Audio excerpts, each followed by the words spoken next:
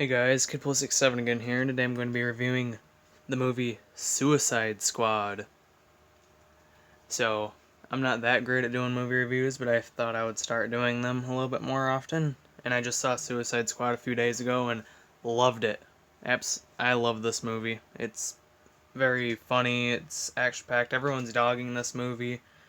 Rotten Tomatoes and everything is, when I think it's a pretty good movie. Like, up there by Deadpool good. This is that good.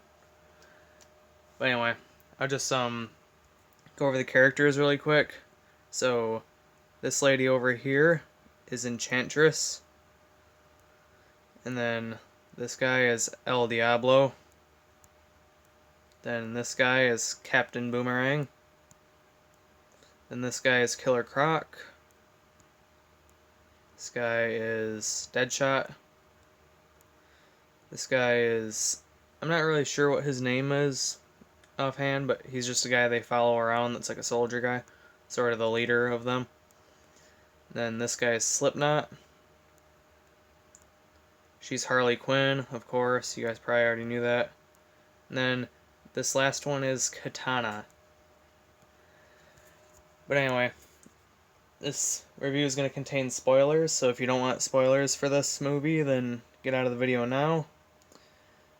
And I'll give you 3 seconds to get out of the video. Alright guys, so I'm going to get into the plot. So as for the plot of the movie, all these villains, all these guys, except this guy, are bad guys, and they're locked in a prison.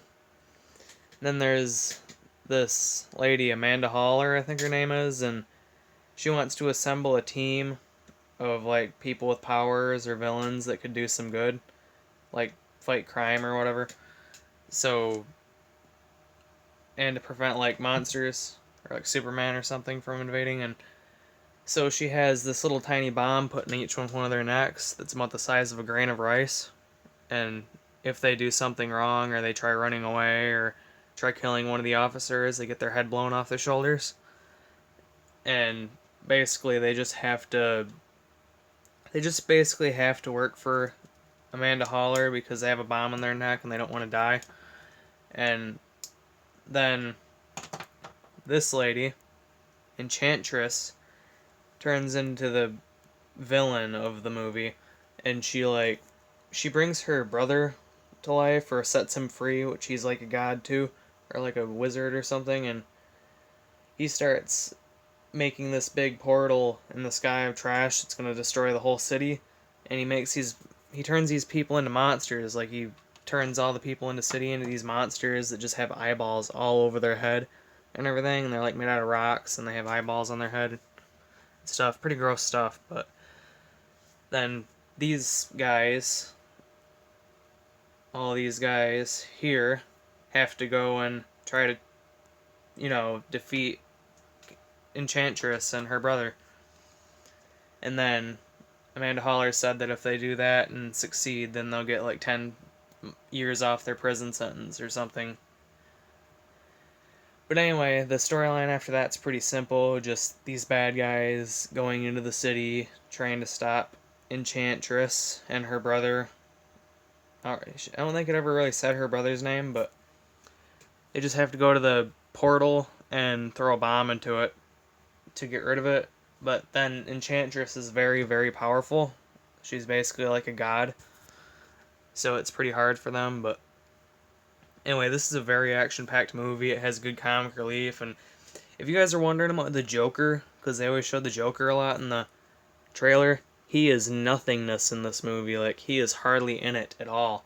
When he is in it, it's very cool, but he doesn't really have much of a character plot or anything. He's basically just Harley Quinn gets locked up, and then she gets set free to be on the Suicide Squad, and he's trying to get Harley Quinn back. And he doesn't succeed, by the way, but basically just he's trying to follow them around and try getting Harley back, but they hardly ever show him. But when they do show him, this fucker's intense. Like, he's batshit crazy. Like, 1 second he wouldn't do anything, then the next second, boom, you're dead. Pretty much guy, But anyway, yeah, like I said, the plot in this movie is pretty simple. just a movie. It's very, like, almost within 10 minutes of the movie, these guys are already in the city fighting bad guys. Well, maybe not 10 minutes, maybe more like 15, but it doesn't take long for them to assemble this team. Wait a minute, no, more like 30 minutes, because I guess it's kind of action packed, but they weren't really in the city for a while. But through the beginning of the movie, they're like telling you about all these characters. Like, I think the one that got the short end of the stick is probably Katana, because they never really told much about her, other than someone killed her husband with a sword that traps souls, so she carries around a sword that has her husband's soul trapped in it.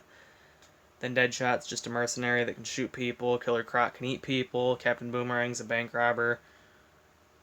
Slipknot's a guy that can climb anything. Harley Quinn's just a crazy bitch. And El Diablo is just a guy that can catch on fire and everything. And like the Human Torch, kinda. But then Enchantress is the most complex one, basically. This lady goes into a cave and opens up a jar, and then the witch's soul gets free, and it goes inside this lady's body, and she becomes Enchantress.